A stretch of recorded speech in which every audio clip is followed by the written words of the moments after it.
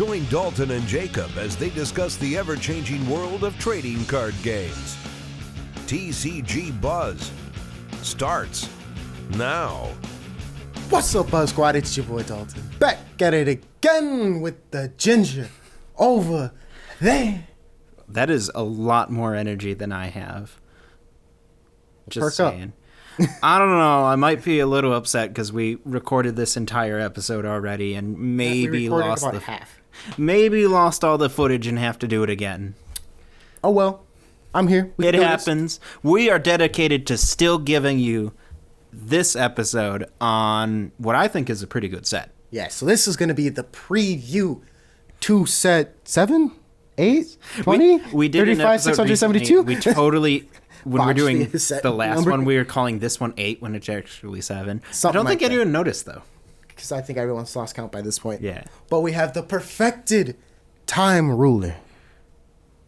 Okay, so first thing I'd like to say, we're not going to spend that much time talking about time dragons today. No. Because that would be the entire episode. Mm-hmm. We'll 15 hours. We don't want to do all that. Yeah. We will talk about one card. Maybe. It depends. We generally like to cover what interests us most in the set, but also it's really hard in a video like this to go over an entire major archetype like that. So if you'd like a separate video talking about that, let us know in the comments and hit us up in Discord. Yeah. All right, so it's going to be a little different because typically we do talk about the stuff that interests us on the positive side. But today, Jacob has some negatives, right? I do. All right, which is cool. So let's start off by do worlds, no worlds. Do you want to start with meh or oh yeah, baby? I'm going to say meh because you saying oh yeah, baby terrified me. All right, so we start off with the deity of time, time ruler, dragon. So, on that note. I like how it says time twice, back to back. Hey, somebody's got to. It's deity of time. Deity of time, time ruler, dragon. I want to make one note. He has no real name. Oh, yeah. His name is officially... Because I guess his name is supposed to be Time Ruler Dragon, but that doesn't sound like a name. It sounds like a job. Right? Right? So. But also the flag is called Eon. So is he supposed to be Eon? No, his name is Gregory. Gregory? Yep. All right. So, Dragod, pay 2, top 2 cards of your deck go into Soul. Rewind Chaos. At the start of your turn, you may put a... Wait. Did we go back in time to before Chaos was printed in Buddyfight? Did I say Chaos or Kronos? I meant Kronos. You said Chaos. My bad. I meant Rewind Kronos. Aw, no. Chaos would be better, though. You're right. Put cards from drop zone into its soul at the start of your turn until you have 2 in its soul. And then at the beginning of your opponent's attack phase, nullify all abilities of up to 1 card on your opponent's field. And spin it back to the deck. Double attack, Soul Guard. So, the reason why we bring this card up is the fact that it's worse than the special deck that comes out the same day as it. There are a lot of times Dalton and I don't agree on the power levels of cards, but we totally do on this one. We both prefer the special deck version. And you're going to get, I'm pretty hoping, you're going to get 5 copies of it, right? Because one, it's going to be the I'd assume buddy. so. It's a special deck, not a trial deck. Well, even trial decks give you 5 copies of the buddy. I'm assuming it's the buddy, that's why. Right. Maybe. But on that note, the special deck one is, hey, look, I'm going to swing, and then proceed to nullify all abilities of 1 card and spin it to your deck.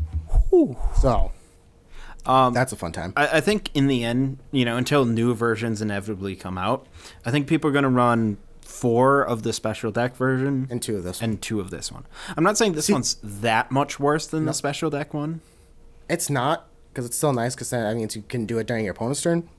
But let's be real, you want to do it twice to your opponent, Let's be fair. But also, what I think is going to be funny, because unlike Destroyer, where the special deck one's kind of meh compared to the one that comes out in the set, Destroyer from the set sticks around in the deck. Where I feel this one is going to be the special deck one's going to stick around in the deck till the end all be all. Mm-hmm. But that's just me. We'll see. We'll see, but that's how I feel like it's going to be like. It's still a cool card. Mm-hmm. And its buddy rare looks pretty dope. Yeah. That's a nice, clean buddy rare. And now, for the grooviness. That is Star Deity Dragon Zodiac Re.B. Oh yeah, that's what we didn't talk about. Yeah, we get Re.Bs in this now.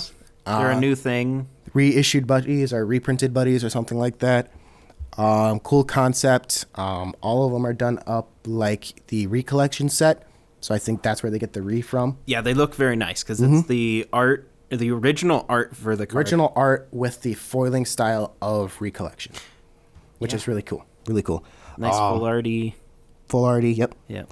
But now, off to him. It's an 8/3/8, which is fantastic.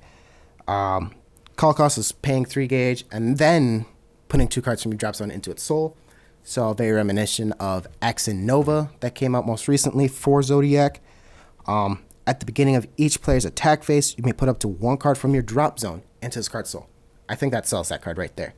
Like, I don't even think I have to go further, but I will later. But that's just fantastic. Because it gives Zodiac, for Star Dragon World at least, a way to recur cards from the drop that you lose out. So your Spell Null, Drago Arm, your, hey look, I rested your card, now I'm going to deal you damage and drop you a gauge card. It just gives you access to everything again. Even not considering the fact that Drago Arms exist, yeah, it's still really cool that you can constantly fuel them back up. Putting things back in, which is always nice. Then I guess we'll get into its Gravity Rest. Obviously, Gravity Rest is a counter speed counteract. Do we even know why they give us counteracts? No? Because they can. I guess. Okay. So you may drop 2 cards from your hand. If you do, rest all cards on your opponent's field. And if your Flakes Legend World, you gain 2 life. Which is nice, because I think that's where Legend World lacks, I guess, the most at, is gaining life. And then if it's Star Dragon World, you gain 2 gauge. You can only activate this ability once per turn. Fantastic. Because gauge gain is where it struggles for Zodiac in Star Dragon World. Like in, I guess, it doesn't really matter too much. Like, I think overall, in Legend World, he's pretty good. In Star Dragon World, he's essential.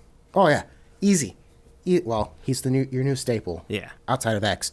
Move, penetrate, double attack. Obviously so good.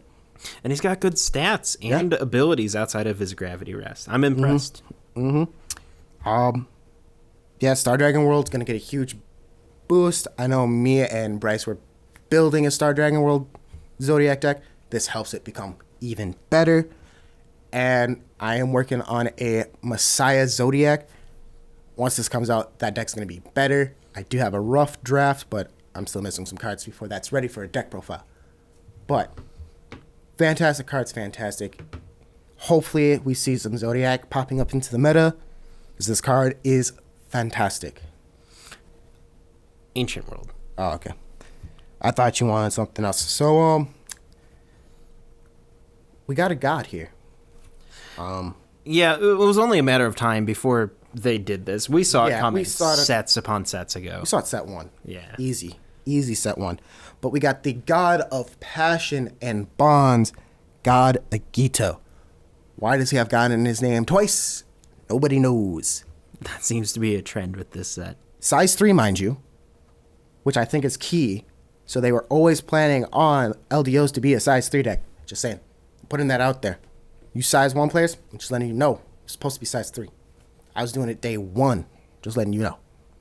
Call cost, put up to 4 monsters from your field and drops on into this card's soul and pay 3 gauge. He's a drag god, so hence why it's 4 monsters, so you can hit everything. You know, as much as I'd rather it be D-share, but beggars can't be choosers.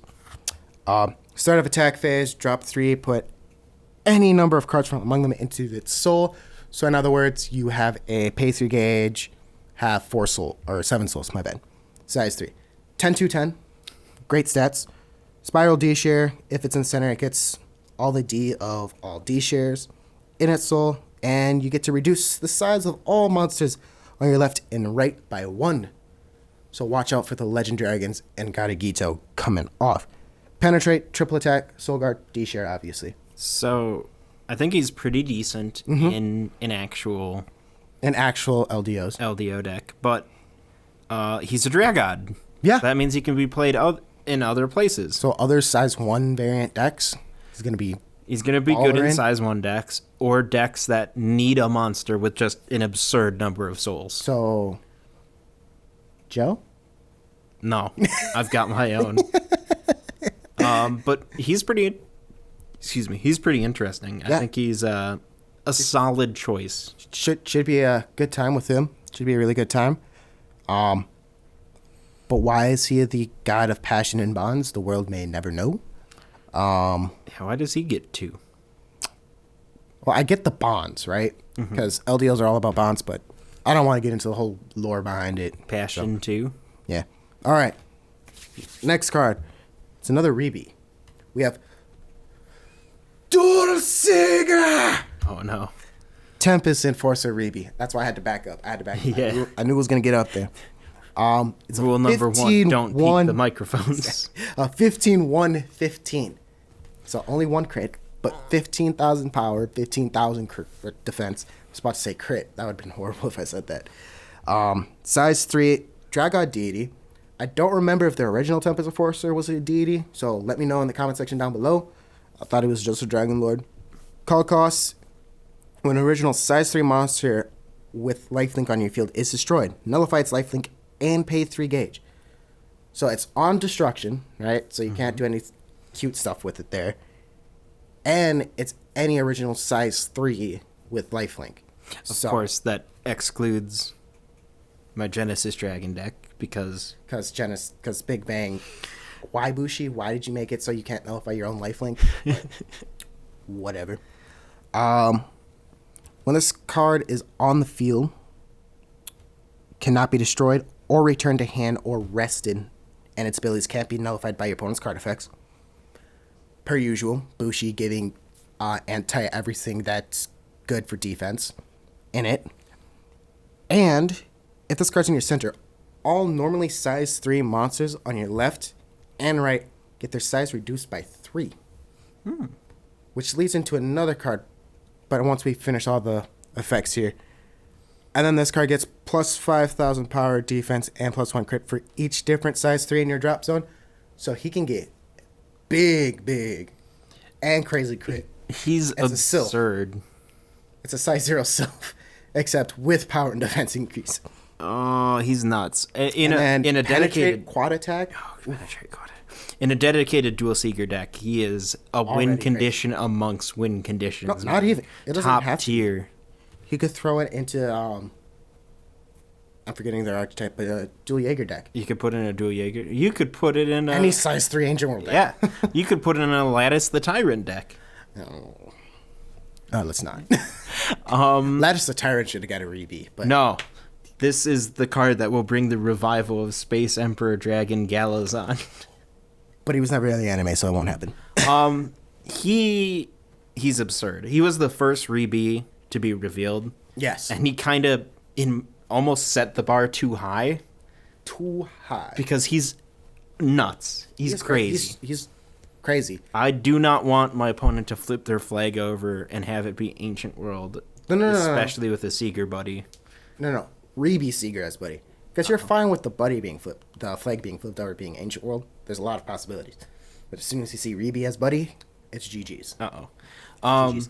But the card that I'm like, I remember seeing this happen on like the Japanese Buddy Fight channel. That's really cute. Is a 4th Omni Firelord Burnova Re.B. But Jacob, do you want to explain what a Re.B. is again? It's a re-buddy. It's a reissue of a buddy. Right. And hate to say it, but Raging Spirit's buddy is Ricky, unless you want to count the fact that Bond, who is really Burnt Nova, as the buddy too. It's really weird that this set introduces them and has five Re.Bs in it, something like that. Yeah. And already they've screwed up and made one of them a card that wasn't actually a buddy monster. Depending, yeah. If you want to go based off it being a buddy monster, then it is a little weird. Yes, but the card's interesting. Yes, 19,000 power. Why not just make it 20? Yeah, that kind of bugs me. 4 crit, 8,000 defense, or even 16 to kind of keep with the theme on 4s. Would have been cool. Just saying. 20 still. But 20 also. Yeah. Just not 19. It's just not 19. Omni Lord, obviously. Pay 3 gauge, counter You can call this card from your hand by paying its call cost. If you do, drop all cards in your hand. And for this turn, all monsters on your field cannot be destroyed by attacks, and you cannot be dealt damage. And then for this turn and the next, all cards in your field cannot be destroyed, leave the field. This is very important. They'll leave the field. Or arrested by your opponent's card effects. Pen, triple attack. That, with Seeger, is a scary combination. Now the question is, how much is he going to see play in Raging Spirits? How many times has Raging Spirits topped? I mean, outside of 100, 0. Yeah, that's, I guess I should have clarified that. Yeah, Yeah. outside of 100, 0? 0. Yeah, so it's going to see 0 play Yeah. in Raging Spirits. Hate to say it. But really. in most other Ancient World decks, he's pretty good. Katana World, yeah? Katana World. I'll let you lead this I one. only have one card I really want to talk about. Nanomachine Ninja Tsukikage Re.B. I know this is where we differ. Yeah. I really like the card, I really don't like the card. but I think the reason why you hate it deals more on the deck that it's for and the fact of it not really helping the deck become relevant again. So what does he do? I know when he comes in, he has that nanomachine body of add up to 2, I believe, right?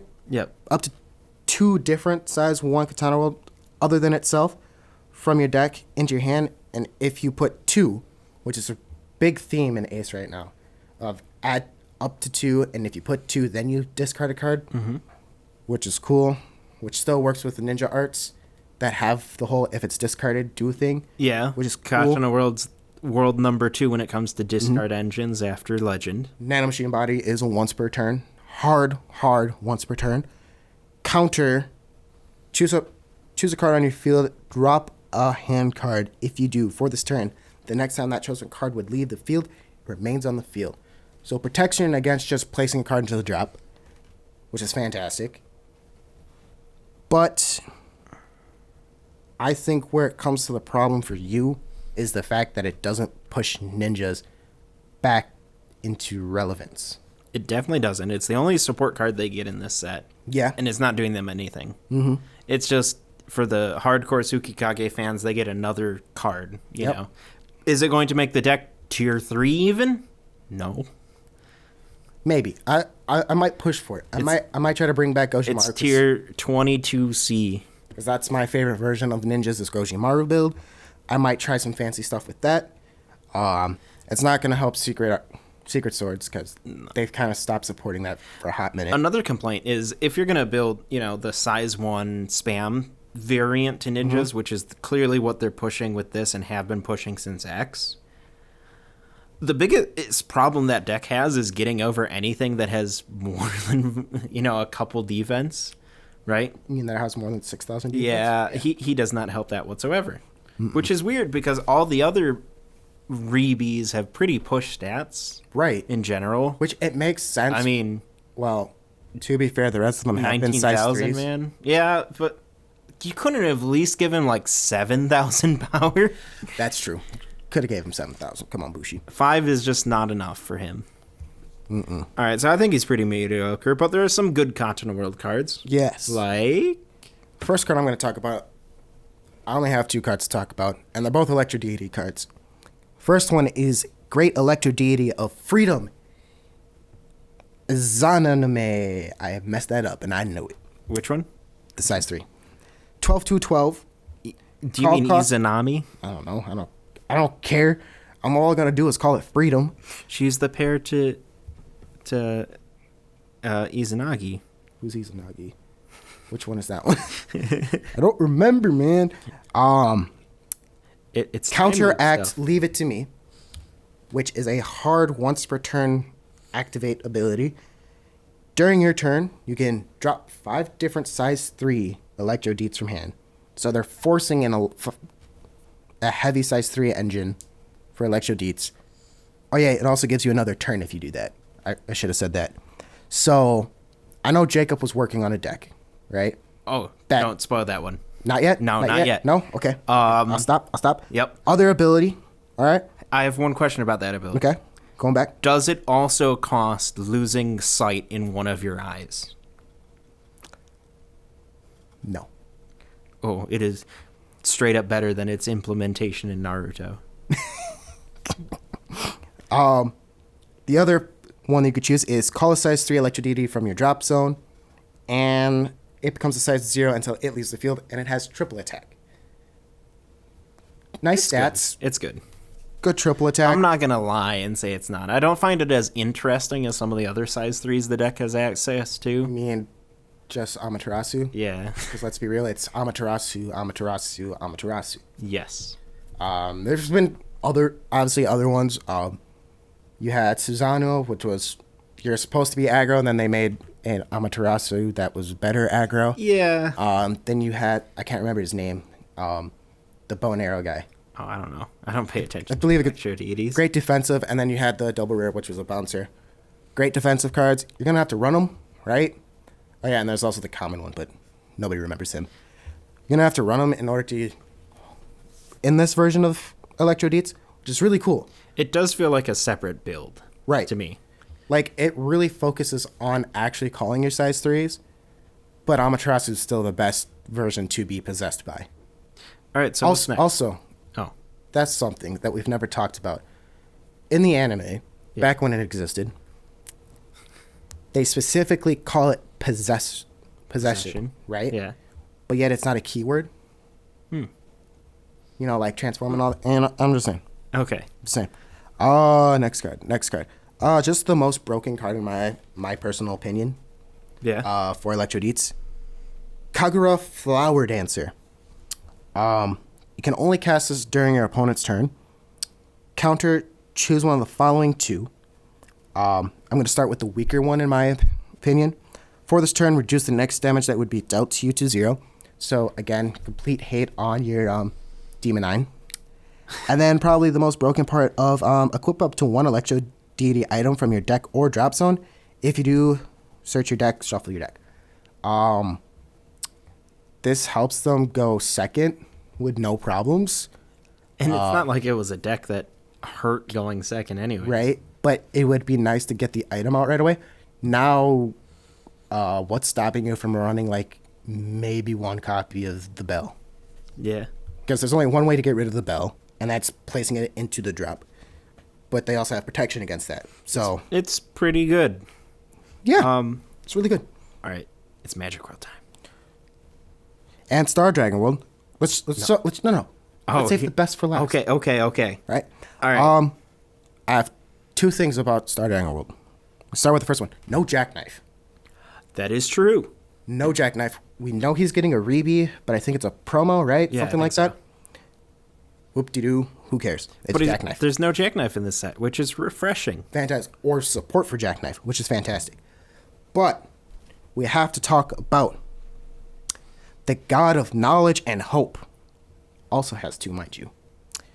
God Cross Astrologia. Blech, blech. Word. Cross. It's Just cross. God Cross. I'm going to say that generally the more knowledge you have, the less hope you have. Or do you have more hope because you have more knowledge because now you're more knowledgeable than your No, opponent? Because you now have hope on you what they learn could do. how awful the world is. Maybe. So, Dragod, obviously, call cost of 3 gauge and put 2 cards from your deck into its soul. Pause. You know what bugs me?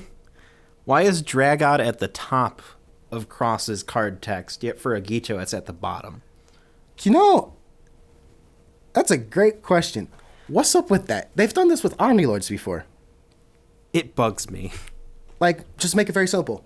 White keywords, top. Red, bottom. Easy. Why can't you keep up with that? Galaxy FDC. It's only ability that has 3 effects to it.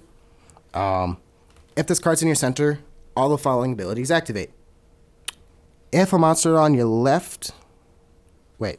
If a monster on your left... Yes, my bad. All cards on your field get penetrate plus 10,000 power. Pretty good. Kind of basic. Then, if you have one on the right, you get counterattack and 10,000 defense. This is my favorite. And then if you have an item equipped, all cards on your field cannot be rested by your opponent's card fight and get plus 1 crit. Triple attack, soul guard. And why is this card so good? I think it's going to be better as a splashable card than a Gito is in general. Well, and there's Gito has one- its things. There's one deck in particular that you absolutely should be running this card in. Mm-hmm. Chaos decks. Specifically auto deities, but general, Okay. the lines between auto deities and generic chaos have very much blurred. This is right? very true. Very blended now. Having a full board with it in your center plus Gear God and having a it's bots Tetra. on the side It's really and just Tetra. It's just Tetra. It make Tetra have 19,000, or is it 18? I think it's 19. 19,000 defense with counterattack, and they finally get through it, and then you just call it back. It's so good. And plus, you're always going to have an item in that deck, so It's crazy. it's really good. It's really ironic that I think the card that pushes auto deities to actually being really meta relevant Is not a chaos card, yes. which is cool. It's really cool. All right. Magic World. Oh my gosh, I'm so excited. All right, so Magic World support's here. We get a new archetype. I'll talk only about 2 of the cards, otherwise we'll be here way too long. We'll talk about the boss card. Splendid Phantom Thief wins Harry. Notice he has wins in his name, so you know what he's gonna do. He's got 6,000 Not power, win. 2 crit, 1,000 defense. Pretty low stats, but it's Magic World. Fair. Call cost, pay 1 gauge, and put the top card of your deck into its soul. Fair enough.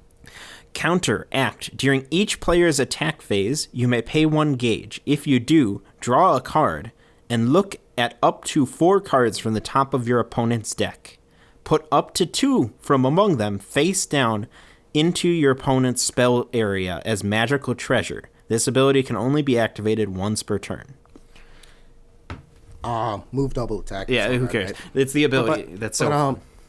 All I see right now is trolling your opponent when they have 2 cards left in their deck and be like, check, place both. What's funny, so the idea here is you get to choose the best cards that they otherwise would have drawn, and they don't get them. But what's so funny, I'm pretty sure, based on how it's worded, they don't get to know what you picked. Mm-hmm. That's so funny. I love it. But I think since it's on their side, they can still check it, technically. I don't know. Is it a public area? I don't know. Yes, it's face down, read but it's the rules. face down on their side. I don't know. I don't know. Yeah, it's really Either nice. way, the idea to be able to essentially like surgical extraction your opponent is great. It's kind of like Even if it's limited. it's kind of like a Time Thieves in Yu-Gi-Oh. The second card for that attribute we'll talk about is Phantom Thief Draco Sky Castle Rupla Morris. That's a spell, isn't it? It is a spell, but here's the interesting part. It's the kicker. This card can be your buddy. Wait, hold on. Wait a minute. It's about gosh darn time. How many times have I said we need a spell as a buddy? Oh my gosh, it's so cool. You and I have wanted this since season 1 for an actual spell to be your buddy. And it's in Magic World where it's most fitting. Yeah. I will give a complaint. It's a buddy. Why is there no buddy rare of it? We could have had our first buddy rare spell. No. Yeah. No. Oh shit. If this card's in your buddy zone and your flag is Magic World, you cannot call monsters other than Phantom Thief Draco. And when your opponent casts a spell, instead of it going to the drop zone, put it face down onto your opponent's spell area as a magic treasure. If your buddy is a spell, no duh. Well, this is the Yeah, the second ability. If your buddy is a spell, no duh. Look at up to 4 cards from the top of your opponent's deck and put them face down into your opponent's spell area as magical treasure. It's so fun. So I like the fact that it has no duh in its text. Oh yeah, of No, course. wait, That's no. the best part. It doesn't, does it? No. It is a really nice card. It's a nice alternate win con. I'm not saying this deck's going to be super meta relevant right when it comes out, but it's got a lot of potential. Oh, it has great. And it's fun and interesting. Mm-hmm. And it does new things. All right, let's talk about the cards. I didn't really get to talk about No. your Phantom Thieves. No, You're you just didn't get to more excited about your Shadow Sage, you know? Yeah. But I think if the rulings, hopefully, because it comes down to Bushi on rulings, since you're placing cards face down, hopefully your opponent can't check them. That would just put him over the top. That's so funny. I would almost think it would force people to just scoop because they don't want to deal with that. Because they're going to like search one time through their deck and find out they don't have the card they're looking for. And be like, no, we're done. Right. Okay, surprise. I'm not really going to talk about the Osmodai because I think he's just I know. I mean, he's cute. He gets to search out a 72 pillar spell. The problem is there's only one you're going to be looking for anyways, to be fair. There are a couple okay ones. Okay, a few, but there's only really one. The selection's quite limited. Mm-hmm. No, I'm going to talk about a better searcher. Single-handedly, how many times have I told you annoyingly about how much I like this card? How many times have I brought it up? I don't know, because I tune you out every time you bring it up. A lot. Shade Party Time. You guys know I'm a big fan of Shadow Shades, which I have to give Dalton credit for because he's the one who got me back into them. You're welcome. I was sleeping on the new stuff, and Dalton's like, well, have you tried this? I'm like, and then I played it. I'm like, this is the greatest deck of all time. So, pay one life. That would have been my Springfest deck, too. And one gauge. Put up to one Shadow Shade monster with Joe in its card name, and one Shadow Shade spell with set from your deck into your hand. You may only cast this once per turn. It's a Joe Searcher. It's a Joe Searcher, which... So, question for you. Yeah. Is Mary Sue going into your deck? That would be pretty funny. Why would that be funny? Because you could search this out and then proceed to search out Joe. I don't know. So the thing with this is the number one way you'd lose with Shadow Shades isn't by your opponent aggroing or countering you, or beating you. It's you just not drawing the Joe because you run him at 4 and you've got basically no other size 3s. I was so desperate I was running Miseria as a backup size 3. Which is still not a bad idea. No. Now I've got a searcher for him and it makes me feel really good. It just boosts the deck's consistency, which for a deck with a ton of draw power, that's great. And they added icing to the cake by letting me search the set spell. The outside of Joe himself, the single most broken card in the deck. When you have it and Joe on the field, it's just a ridiculous resource engine. And the crazy thing about that is you can have multiples of the set spell. Oh, yeah. You can have 4 of them and basically turn Joe's soul into a second hand. I just like the fact that you could potentially draw 4 cards at the start of your attack phase. So this card enough would be enough to make me excited to play Shadow Shades again. So what, I think that bumps your Shadow Shade spell count to 3? All of the spells. 3? Because you only ran the set spell and the Shade? Yeah. And that enough would make me super excited to play them again. But I have another one. I also get a new monster. Oh, you are going to talk about it. Yeah. I didn't think you were for a second. I wasn't going to, but between the episode, you and I were talking about it, I'm like, yeah, I should talk about it. Magician of Shadow Form Silhouette Fugo. It's a size 2. No one cares about the stats. It's never going on the field. What? Yeah. We have another Olivar on our hands? We do have another Olivar. It is straight up just another Olivar. Or Sinbad. Very different abilities. Which is good. You don't want the same abilities. So it has the same, put this card into the soul of a Shadow Shade. Right. And it has 2 abilities. I'm going to go for the bad ability first. In your opinion. When this soul is put into the drop zone from a Shadow Shade monster on your field, destroy or return to hand up to 1 card on your opponent's field. It's fine. I agree. It's decent.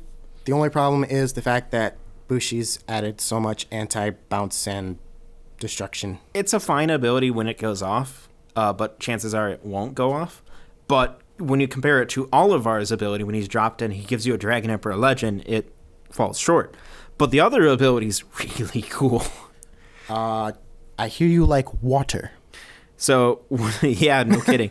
When the Shadow Shade monster with this card in its soul deals damage to your opponent by card effect, drop one of your opponent's gauge. Wait. Impact Joe. How does it deal damage? He doesn't do anything with it. However, the normal Joe, the old one, does. Yeah. He's got effect damage. He deals Is that burn. a counter? I don't know. If it's a counter, then we might have to test it out. So the point is, I can eat lots and lots and lots of gauge. And that's cool. So I hear you like Lost World. Nope. Olivar is still better, but it's pretty good. hitting the gauge is really nice. It increases the deck's potential as a control deck, whereas all of ours is the resource engine. And I'm so excited for that deck. I'm not going to lie. That's all I got to talk about. All right. So, if there's any cards that we didn't talk about that you thought we should have, let us know down in the comments or in our Discord. You could join it. Let us know. You can follow us on Instagram. You can support us by checking out our shop or joining our Patreon. Links will be in the description down below. Jacob, any final words outside of your excitement for Magic World? This is the best set since main booster set since Ace set 3. Yeah, I think that's a fair statement right there. Yeah. And above all else, stay classy, yo. Thanks for listening to TCG Buzz. New episodes can be found on tcgbuzz.com. Don't forget to like us on Facebook and follow us on Twitter. For box openings, deck profiles, and more, make sure to subscribe to our YouTube channel.